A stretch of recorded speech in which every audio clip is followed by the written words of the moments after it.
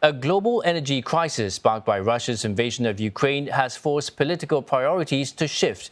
It's pushed the U.S. to reconsider its ties with oil producers like Venezuela and Saudi Arabia to mitigate dependence on Russia's energy.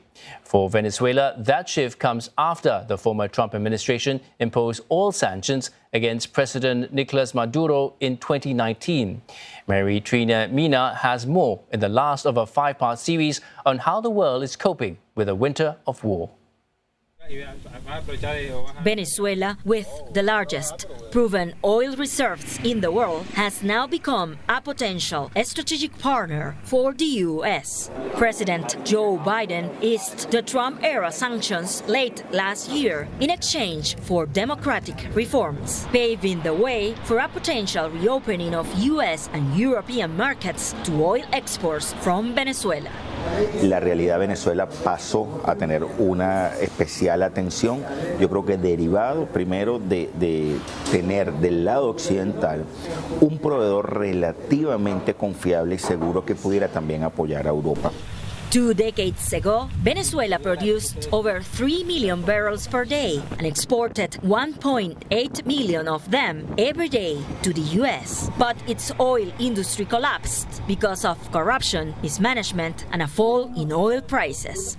It contracted by about 2/3 in the last decade, sending the country into a historic economic decline.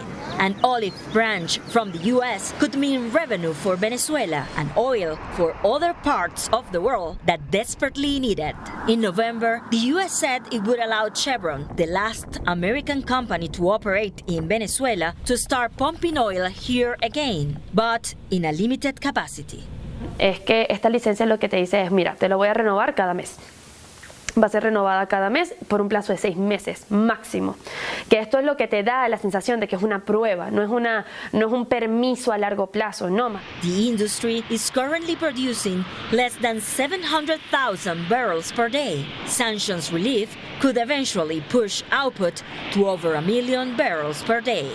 But experts say the sector needs significant investment after years of mismanagement and corruption, and it will likely take more than a year to hit that goal. No podemos esperar un gran incremento de producción porque vas a retomar los que ya tenías. Al principio se espera de que se extraigan 150 mil barriles diarios, pero el máximo a que puede llegar son 250 mil barriles diarios. Incremental increases will be part of a long-term bet. Chevron is taking part in 5 onshore and offshore production projects in Venezuela and owns stakes in 4 joint ventures along with the state oil company PDVSA. And Chevron's oil tankers have already started arriving in Venezuela.